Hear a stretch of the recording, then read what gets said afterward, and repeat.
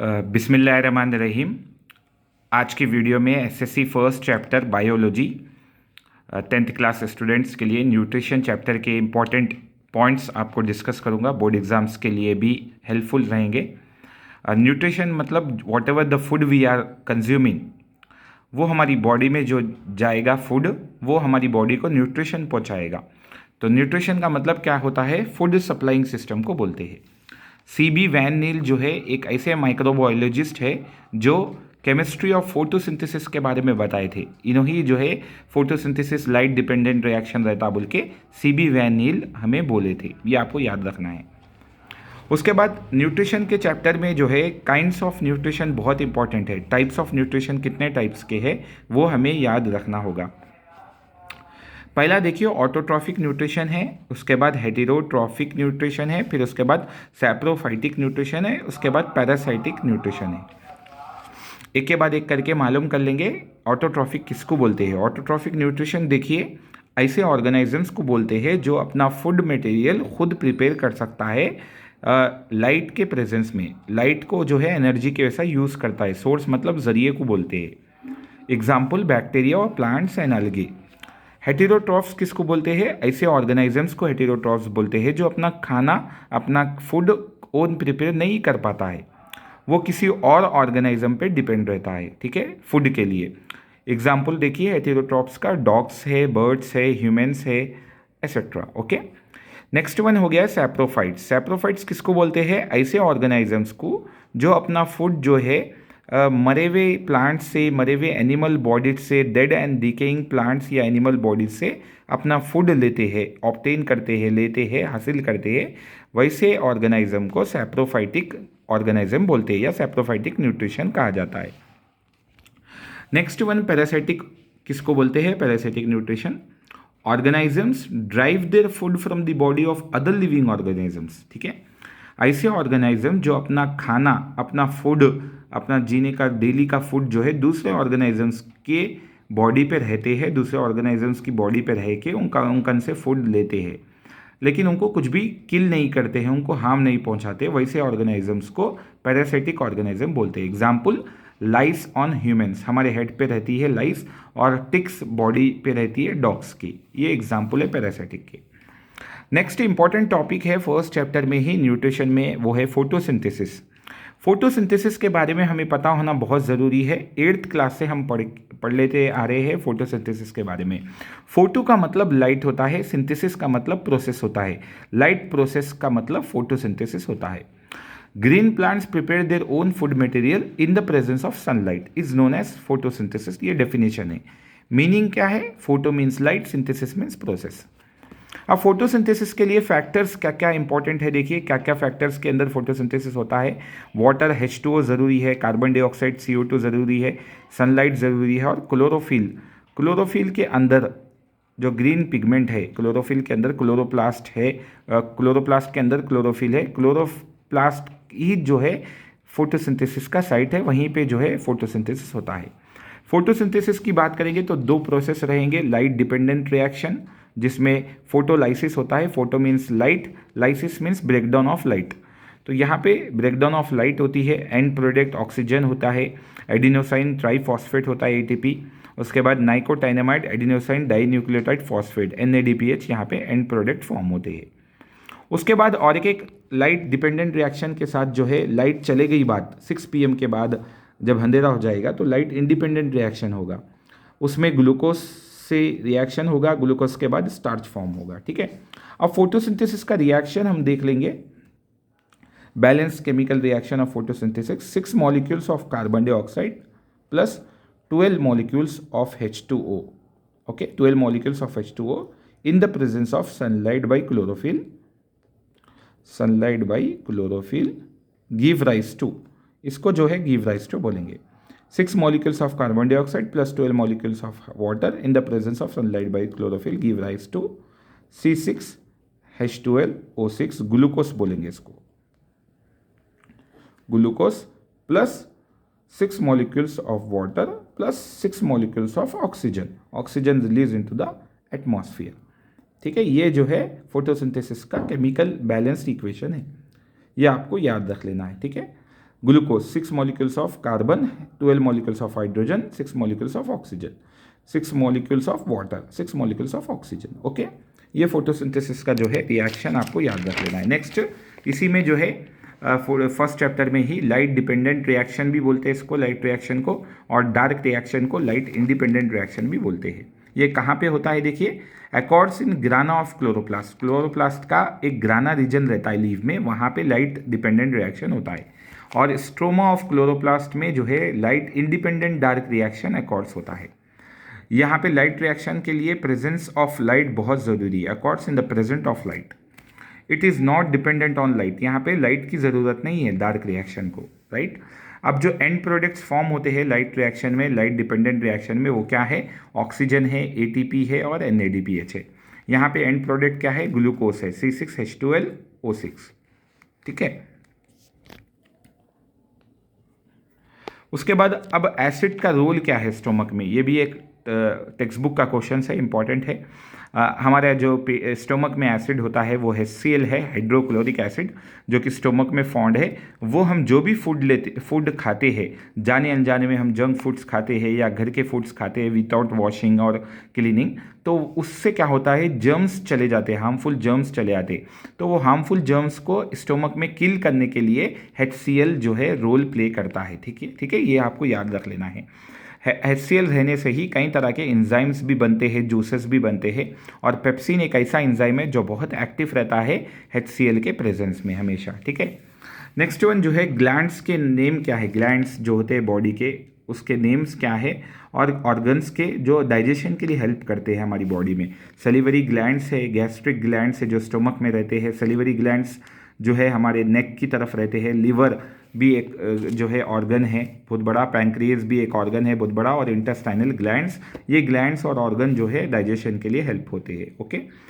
अब हम जो भी फूड खाते हैं वो कैसा एब्जॉर्व होता है, विल्ली में, विल्ली जो है एक स्मॉल पार्ट है स्मॉल इंटेस्टाइन का, वहाँ से कैसा फूड जो है एब्जॉर्व होता है बोल के क्वेश्चन है।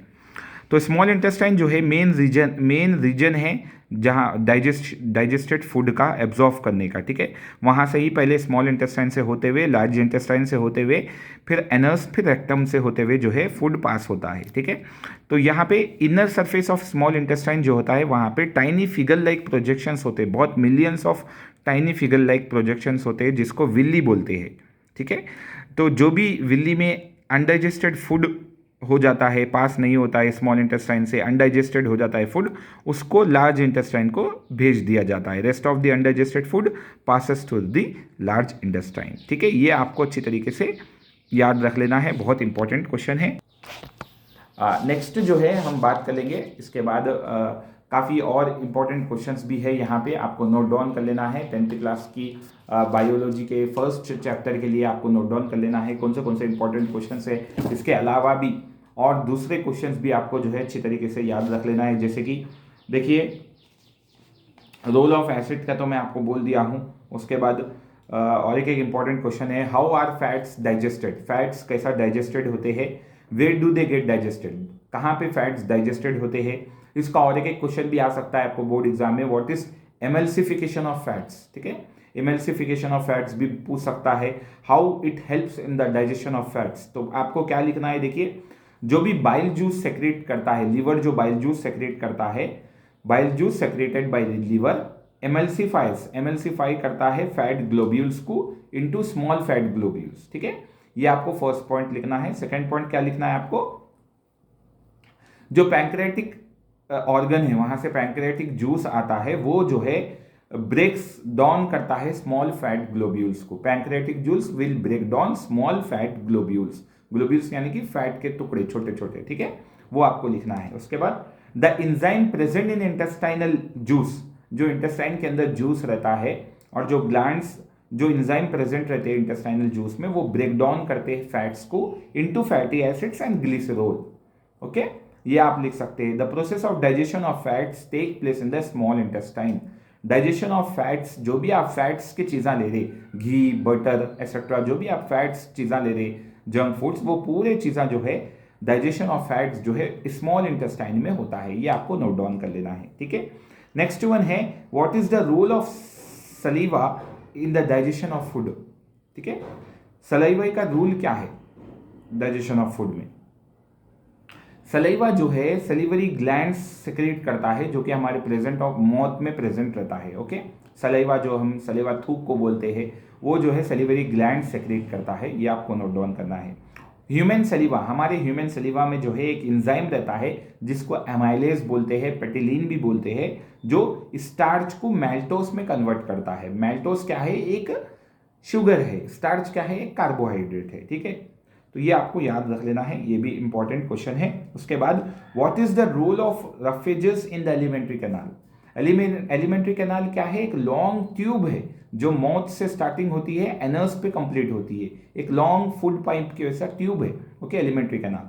अब यहाँ पे क्या पूछ रहा है, देखिए, what is the rule of roughages in alimentary canal? Roughages किसको बोलते हैं? फाइबर की चीज़ों, फाइबर फूड्स को रफेजेस भी कहा जाता है। तो अब रफेजेस का क्या रोल है यहाँ पे? Roughages are the fibres of other carbohydrates और प्रोटीन्स। कार्बोहाइड्रेट्स या प्रोटीन्स के जो है ये फाइबर फूड्स है। They keep a person healthy by keeping the intestinal working. Roughages अगर हम लेंगे, फाइबर अगर हम लेंगे, तो हमारे इंटेस्टाइनल को वर्किंग करता है, उसको हेल्थी रखता है, moving other food quickly through the alimentary canal. Fibre की चीज़ें लेने से कोई भी फूड में प्रॉब्लम नहीं होगी, वो इंटेस्टाइन में जो है आराम से जो है पास हो जाएगा, स्मॉल इंटेस्टाइन, लार्ज इंटेस्टाइन, ठीक है, स्टोमक से होते हुए। फाइबर के फूड्स लेंगे तो इंटेस्टाइनल में कुछ भी प्रॉब्लम नहीं होगी। ठीक है, ये आपको याद रख लेना है। Next one very important question है, बोर्ड एग्जाम्स के लिए बहुत बार पूछा गया है। मेल न्यूट्रिशन किसको बोलते हैं? मेल न्यूट्रिशनल के डेफिशिएंसी डिजीजेस क्या है? ठीक है, न्यूट्रिशन का मतलब हमें मालूम है। अगर हम ऐसा फूड नहीं लेंगे जो हमारी बॉडी के लिए एसेंशियल है, विटामिन नहीं लेंगे, मिनरल्स नहीं लेंगे, फूड कंपोनेंट्स जो होते हैं, water, proteins, carbohydrates, minerals, calcium, phosphorus, iron, folic acid, proteins, ये अगर हम नहीं लेंगे तो हमारी बॉडी में डिफिशियंसी होगी, कमी होगी। कमी होने की वजह से बीमारियां, डिजीज जो है वो अकॉर्ड्स होंगे। ठीक है, तो ये आपको याद रखना है। मेल न्यूट्रिशन किसको बोलते हैं? जो भी आप eating of food that does not have required amounts of nutrients in required amount, जो भी आप फूड ले रहे उसमें रिक्वायर्ड अमाउंट ऑफ न्यूट्रिएंट्स नहीं है, तो उसको मेल न्यूट्रिशन बोलते हैं। ठीक है, कई तरह के पूर हेल्थ हो जाती है, स्टार्वेशन हो जाता है, भूख लगती है, लैक ऑफ अवेयरनेस की वजह से भी ये मेल न्यूट्रिशन होता है। ठीक है, मेल न्यूट्रिशन जो है 3 टाइप्स के हैं यहाँ पे, calorie malnutrition, protein malnutrition और protein calorie malnutrition. 3 types of nutrition है, malnutrition, protein malnutrition, calorie malnutrition और प्रोटीन कैलोरी मेल न्यूट्रिशन। यानी कि प्रोटीन्स नहीं खाने की वजह से चिल्ड्रंस में 1 year to 15 years of childrens में ये 3 डिजीजेस होते हैं मेल न्यूट्रिशन के। क्वाशियोरकोर डिजीज फर्स्ट वन, जो कि प्रोटीन की डेफिशिएंसी की वजह से होता है। यहाँ पे बॉडी जो है बहुत सोलन हो जाती है, एक्यूमुलेशन ऑफ फूड बहुत ज़्यादा बढ़ जाता है, पूर्ण मस्कल ग्रोथ होती है डेवलपमेंट में, सोलन लेग्स बहुत फूल जाते हैं, फ्लफी फेस हो जाता है, डिफिकल्ट टू ईट हो जाते हैं, लूज मोशंस, डायरिया हो जाता है, ड्राई स्किन हो जाता है। ये कुछ सिम्टम्स है क्वाशियोरकोर के। क्वाशियोरकोर की स्पेलिंग क्या है? KWASHIORKOR।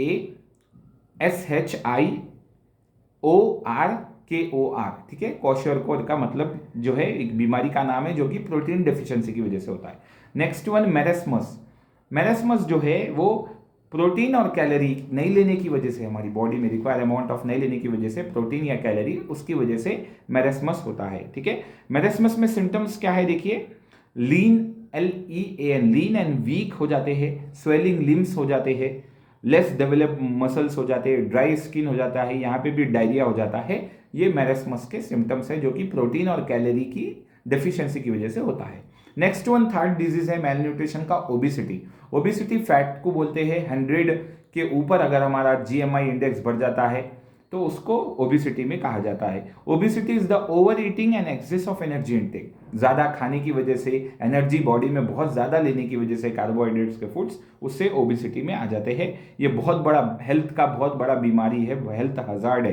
ठीक है, childrens when grow they will target many disease. अगर जब छोटे बच्चे ही ओबिसिटी हो जाते हैं 1 to 15 ईयर्स के, जब वो बड़े हो जाते हैं तो उनको कई बीमारियों का सामना करना पड़ता है, जैसे कि कार्डियोवैस्कुलर है, हार्ट का डिजीज़ है, गॉल ब्लैडर के प्रॉब्लम्स हो जाते हैं, डायबिटीज़ का आना ईजी हो जाता है। ठीक है, BP भी इंक्रीज हो सकता है। ये कुछ जो है इंपॉर्टेंट चीज़ें हैं, आपको याद रखना है, क्वाशियोरकोर के बारे में है। ठीक है, और उसके बाद जो है क्लोरोप्लास्ट के बारे में दिया गया है, टीएस ऑफ क्लोरोप्लास्ट। बहुत इंपॉर्टेंट क्वेश्चन है ये भी। टीएस का मतलब ट्रांसफर सेक्शन ऑफ क्लोरोप्लास्ट होता है। क्लोरोप्लास्ट का डायग्राम आपको डालना होगा, डायग्राम डाल के आपको जो है क्लोरोप्लास्ट का स्ट्रक्चर के बारे में डिटेल बताओ बोल रहा है, वो लिखना है आपको। ग्रीन प्लांट्स जो होते हैं उसमें एक स्पेशल मेम्ब्रेन होता है, उसको क्लोरोप्लास्ट बोलते हैं। स्पेशल मेम्ब्रेन जिसमें ऑर्गेनल्स बहुत ज्यादा होते हैं। ग्रीन प्लांट्स के अंदर ही क्लोरोप्लास्ट होता है, ओके। एनिमल्स के अंदर क्लोरोप्लास्ट नहीं होता है, okay. Green plants have a special membrane called organelles that is known as chloroplast. Chloroplast जो है वो मेसोफिल सेल्स ऑफ लीव्स में प्रेजेंट रहता है। क्लोरोप्लास्ट कहां पे रहता है? लीफ के मेसोफिल सेल्स में रहता है, ठीक है। क्लोरोप्लास्ट जो है डिस्क शेप है और 3 मेम्ब्रेन्स का स्ट्रक्चर है। डिस्क शेप मतलब ऐसा डिस्क शेप है, ठीक है। क्लोरोप्लास्ट जो है डिस्क शेप है और 3 मेम्ब्रेन्स उसको जो है कवर अप करते हैं, ओके। ये आपको याद रखना है। Chloroplast have a green colour because of the chloroplast जो है बहुत ग्रीन कलर के पिगमेंट में रहता है, क्योंकि उसके अंदर क्लोरोफिल होता है जो कि ग्रीन पिगमेंट होता है। ये आपको याद रख लेना है बस। ये 3 पॉइंट्स 4 पॉइंट्स भी लिख देंगे तो आपको मार्क्स मिल जाएंगे। क्लोरोप्लास्ट के बारे में, क्लोरोप्लास्ट के बारे में पूछ सकता है, इंपॉर्टेंट है, आपको लर्न कर लेना है, ठीक है। नेक्स्ट वन जो है 4 मार्क्स में एक्टिविटी भी पूछ सकता है। To prove that carbon dioxide is necessary for photosynthesis by Moll's half leaf experiment, what procedure do you follow in the laboratory? List out the materials required in the process carbon dioxide is essential for photosynthesis. Moll's half leaf experiment है, ये भी 4 marks में आपको पूछ सकता है, first chapter में से दिया गया है। तो हम उसमें एम लिखेंगे, मटेरियल्स रिक्वायर्ड क्या है वो लिखेंगे, प्रोसीजर लिखेंगे, फिर उस पर प्रिकॉशंस लिखना है तो लिख सकते हैं, या नहीं तो डायरेक्ट रिजल्ट डाल के आप कंप्लीट कर सकते हैं। मोल्स हाफ लीफ एक्सपेरिमेंट कई के लिए है? Carbon dioxide is essential for photosynthesis, ठीक है। एम क्या करेंगे? To prove that carbon dioxide is essential for photosynthesis by Moll's half leaf experiment. ये एम डाल के आपको अपने आंसर शीट बुकलेट में लिखना है। नेक्स्ट एम के बाद एपैरेटस लिखना है। इसके लिए एपैरेटस क्या क्या होंगे? एक वाइड बॉटल होगा, KOH सोल्यूशन होगा, पॉटेड प्लांट होगा, स्प्लिट कॉक होगा, आयोडीन सोल्यूशन होगा और वैक्स की जरूरत है यहाँ पे मोल्स हाफ लीफ एक्सपेरिमेंट के लिए, ठीक है। प्रोसीजर क्या है देखिए, टेक ए पॉटेड प्लांट लेना है, उसको डार्क प्लेस में रखना है 3 से 4 दिन तक, 3 to 4 डेज तक। उसके बाद आपको जो है 3-4 डेज रखेंगे तो जो लीव्स रहेगा, लीव्स का स्टार्च जो है लीव्स में से निकल जाएगा, रिमूव हो जाएगा। उसके बाद एक वाइड माउथेड ट्रांसपेरेंट बॉटल आपको लेना है। बॉटल लेके इसमें प्योर पोटेशियम हाइड्रोक्साइड सोल्यूशन जो है डालना है, बॉटल के अंदर KOH सोल्यूशन डालना है। इंसर्ट द स्प्लिटेड कॉक in the mouth of the bottle, जो लीफ का है उसको बॉटल के अंदर इंसर्ट कर देना है। Insert one of the leaves of discharge plant through a split कॉक into transparent bottle. Transparent bottle में एक लीफ का जो पॉटेड प्लांट का लीफ है उसको अंदर डाल देना है बॉटल में, जो बॉटल के अंदर पोटेशियम KOH रहना जरूरी है, पोटेशियम हाइड्रोक्साइड सोल्यूशन रहना बहुत जरूरी है। अप्लाई वैक्स और ग्रीस टू स्प्लिट कॉक so that CO2 will not enter into the bottle. Wax अच्छी तरीके से या ग्रीस हमें बॉटल के ढक्कन पे लगा देना है KOH सोल्यूशन के, ताकि कार्बन डाइऑक्साइड बाहर से अंदर ना आए। Leave the plant in sunlight, ये पूरे चीजों को सनलाइट के नीचे आपको लीव कर देना है। कुछ घंटों के बाद after a few hours test this leaf and other leaf of the plant for starch. ये इसके बाद कुछ घंटों के बाद जो है पॉटेड प्लांट का एक हिस्से लीफ को और जो KOH बॉटल में हम रखे थे वो पार्ट को जो है हम आपको चेक करना है, टेस्ट करना है कि उसमें स्टार्च है या नहीं है। ऑब्जर्वेशन क्या होगा? नेक्स्ट ऑब्जर्वेशन आपको डाल के क्या लिखना है देखिए, the part of the leaf outside the bottle, जो पार्ट ऑफ द लीफ था बॉटल के आउटसाइड था वो ब्लू ब्लैक रहेगा, कई को बोले तो उसमें स्टार्च प्रेजेंट है ड्यू टू फोटोसिंथेसिस की वजह से। The part of the leaf inside the bottle, जो KOH सोल्यूशन में लीफ था, not turn the blue black because the carbon dioxide present inside the bottle is absorb by potassium hydroxide solution, ठीक है। जो bottle के inside leaf था, KOH solution के अंदर बॉटल के जो लीफ था वो ब्लू ब्लैक नहीं होता है, क्योंकि जो कार्बन डाइऑक्साइड बॉटल के अंदर थी वो KOH सोल्यूशन उसको एब्जॉर्ब कर ली थी, ठीक है। और बाहर का जो प्लांट पार्ट था वो ब्लू ब्लैक हो गया था क्योंकि कार्बन डाइऑक्साइड आ रही थी, ठीक है, कार्बन डाइऑक्साइड ले रहे थे लीफ, अंडरस्टैंड, ये आपको याद रख लेना है। तो रिजल्ट क्या मालूम हुआ? This experiment prove that carbon dioxide is necessary for photosynthesis. ये आपको अच्छे तरीके से याद रख लेना है। इसके अलावा भी और एक इंपॉर्टेंट एक्सपेरिमेंट है, prove that sunlight is necessary to form starch in green plants. ये क्वेश्चन भी है, एक्सपेरिमेंट आ सकता है। Write the procedure, precaution and observation in the lab activities, sunlight is necessary for photosynthesis. Sunlight आखिर क्यों necessary है फोटोसिंथेसिस के प्रोसेस में, ये भी पूछ सकता है। इसमें आपको एम लिखना है, to prove that sunlight is necessary for photosynthesis. apparatus क्या लिखना है इसमें, पॉटेड प्लांट है, लाइट स्क्रीन है, आयोडीन सोल्यूशन है, एक पेट्री डिश लेना है आपको और ब्लैक पेपर लेना है ये एक्सपेरिमेंट के लिए। प्रोसीजर देखिए, टेक ए पॉटेड प्लांट यानी कि जो कुंडा होता है उसमें पॉट का, वो पॉटेड प्लांट लेना है, उसको डिस्चार्ज करना है, निकाल देना है एक लीफ को, by keeping in the dark for 3 to 4 days। Dark place में आपको रखना है वो लीफ को 3 से 4 दिन तक। Cover one of its leaves with black pepper, एक लीफ को ब्लैक पेपर से कवर कर देना है। On which a design is cut on both sides of the leaf, both sides of the leaf को छोड़ के बीच में आपको ब्लैक पेपर लगा देना है लीफ के। Fix the paper on the leaf in such a manner that light does not enter the dark part. ऐसा आपको फिक्स करना है कि जो है डार्क पार्ट में लाइट ना आ सके। Place this plant in the sun for few hours. अब ये जो आप रखे हैं प्लांट, उसको जो है सनलाइट में रख देना है कुछ घंटों तक, ठीक है, few hours. After a few hours जब एक्सपोज होगा सनलाइट का, जो the leaf which is covered by black pepper, जो लीफ कवर था ब्लैक पेपर से, उससे हमको for the presence of starch हमें मालूम करना है, ठीक है। तो हम क्या ऑब्जर्व करेंगे, it will be observe that only the parts of the leaves which could get sunlight, जो 2 पार्ट्स थे लीफ के, बीच में हम ब्लैक पेपर लगाए थे लीफ को, तो which would get sunlight through the cutout design turns blue black showing the presence of starch. वो जो ब्लैक पेपर हम लगाए थे उसको छोड़ के जो लेफ्ट साइड ऊपर का पार्ट और नीचे के पार्ट पे ही ब्लू ब्लैक कलर शो हो रहा है, क्योंकि प्रेजेंस ऑफ स्टार्च है।